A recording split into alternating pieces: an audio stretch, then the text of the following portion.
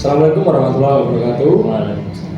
Nama saya Badra Yoma Desmara, peserta Latsar CPNS tahun 2025, angkatan 13, kelompok 2, dari Kantor Pencarian dan Pertolongan Yogyakarta.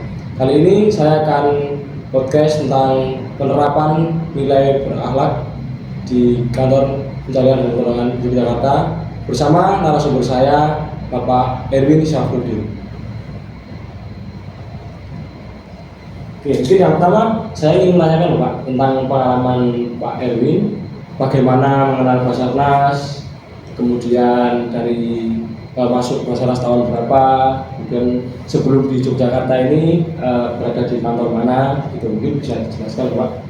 Oke, Mas Badra. Siap. Mas Badra, kalau cerita tentang dulu saya kenal Basarnas itu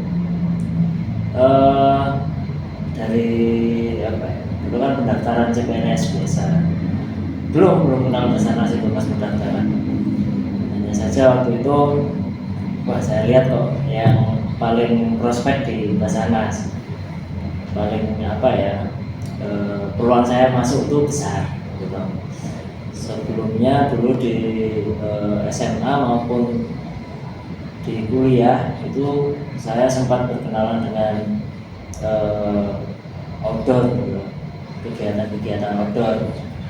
Jadi saat saya masuk ke Basarnas itu tidak terlalu kaget, tapi memang beda, sama sekali beda. Jadi di Basarnas itu kita apa ya, prioritasnya kan safety ya. Iya. Kalau di kegiatan siswa dulu itu ya itu kurang diperhatikan. Nah, Mungkin karena keterbatasan alat ya. Nah itu keterbatasan alat. Lalu saya masuk Basarnas itu tahun 2015 saya masuk pertama kali di kantor SAR Bandung. Kantor SAR Bandung waktu itu. Ya udah di sana dari 2015 sampai 2024 kemarin baru pindah ke sini Jogja.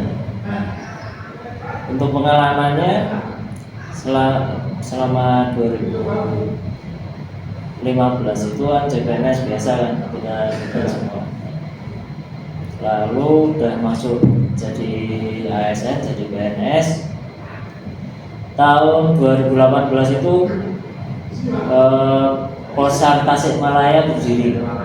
Nah itu anggotanya istilahnya perintis itu saya termasuk ditunjuk kepala kantor untuk menjadi korpos di sana, korpos. Di waktu itu meskipun saya masuknya itu apa ya, istilahnya kan administrasi, jabatan administrasi, analis SAR, dulu analis SAR.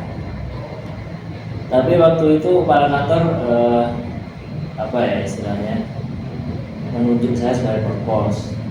Ya, waktu itu saya itu tantangan. Saya masih single, masih usia-usia produktif lah istilahnya. Nah, saya terima itu tantangan itu. Saya siap-siap aja.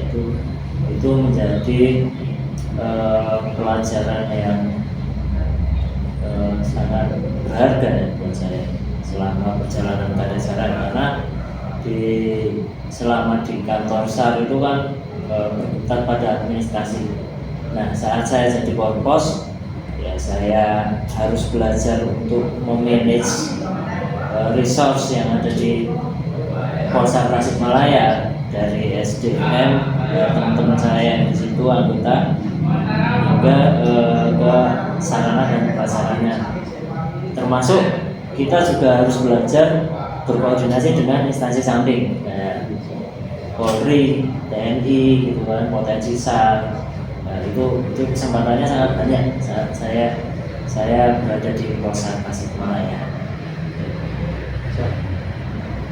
Mungkin cukup itu pengalaman yang diceritakan dari Bapak Erwin. Dapat kita lihat dari beberapa pengalaman yang sudah diceritakan oleh Pak Erwin, banyak sekali nilai-nilai yang dapat kita ambil, pengalaman-pengalaman beliau yang dapat kita pelajari, dan nilai-nilai berakhlak yang sudah diterapkan oleh Bapak Erwin.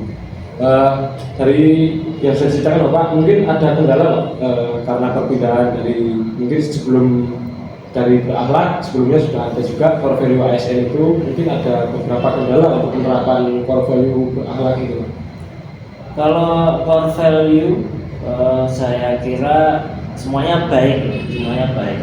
Dan yang terakhir adalah berakhlak. Nah, dari dulu ya yang saya terapkan tidak jauh dari nilai-nilai itu. Maksudnya saya melaksanakan tugas dengan penuh tanggung jawab, gitu kan ya, dengan semampu saya, ya, sesuai kapabilitas dan kompetensi saya waktu itu. Ya itu apa ya, kalau saya harus menggambarkan nilai berakhlak yang mana yang saya terapkan, ya itu nanti teman-teman bisa menyimpulkan sendiri juga ya dari pengalaman saya. Tapi banyak yang saya pelajari selama pengalaman jadi pos itu, ya termasuk kita kan adaptasi di istilahnya pada budaya yang berbeda gitu ya. Saya orang asli Magelang, ya Jawa Tengah. Saya berkarir di mana? Jawa Barat. Di situ ada etnis Sunda gitu ya. Dari bahasa, dari perilaku ya, meskipun tidak jauh berbeda, kita sangat apa ya? Adabnya sangat halus gitu ya. Di Jawa itu masih halus lah, istilahnya masih halus lah. Itu tapi kan tetap ada adaptasi. Nah itu menjadi pelajaran. Terus balik lagi ke pengalaman saya dulu. Nggak berhenti di Pusat Tasikmalaya. Waktu itu tahun 2021 waktu COVID itu, saya itu dulu pernah bermimpi gitu ya.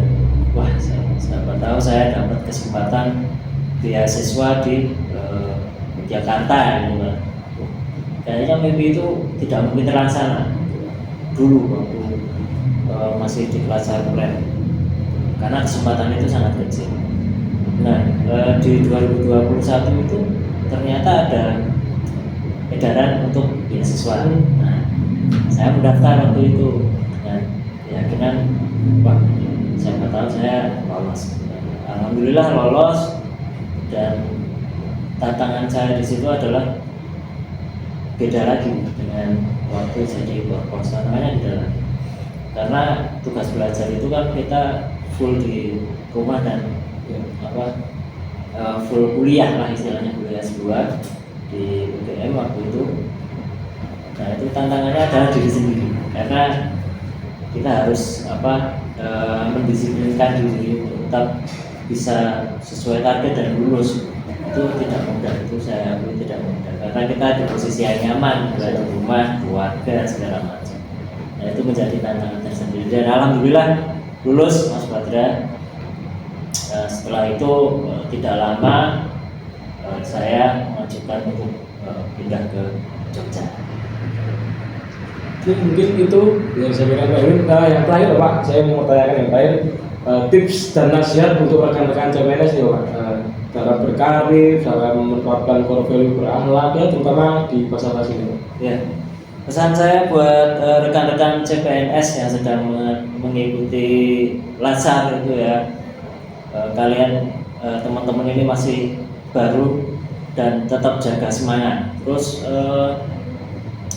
tetap positif. Kalian jangan mau ikut arus sama teman-teman yang sudah kayak gini aja lah, mau ngejar apa, jangan. Tetap harus punya keinginan untuk berkarir, mengembangkan diri, mengembangkan karir teman-teman. Itu sangat harus dilakukan. Jadi jangan lalu patah semangat atau ngelokro atau ya udahlah segini aja, toh udah jadi ASN gitu kan, mau ngejar apa lagi ya, jangan kayak gitu. Kalian harus punya cita-cita, harus punya prospek karir yang jelas. Kalian reskuer kan, banyakkan reskuer, kalian pengen diklat apa aja, diikuti dengan kemampuan kalian yang terbaik gitu ya, terbaik. agar nanti pasti itu akan kembali banyak ke teman-teman. Nanti kalau kita santai-santai akan menyesal melihat teman-teman yang karirnya mungkin lebih baik daripada teman-teman yang lain gitu kan, karena ya dia lebih gigih, lebih lebih ingin berkembang, ingin mengembangkan diri, positif. Itu aja sih pesan saya ke teman-teman CPNS. Siap, terima kasih Bapak atas waktunya. Mungkin cukup sekian podcast kali ini. Wassalamualaikum warahmatullahi wabarakatuh. Waalaikumsalam. Terima kasih Pak. Oke, sama-sama.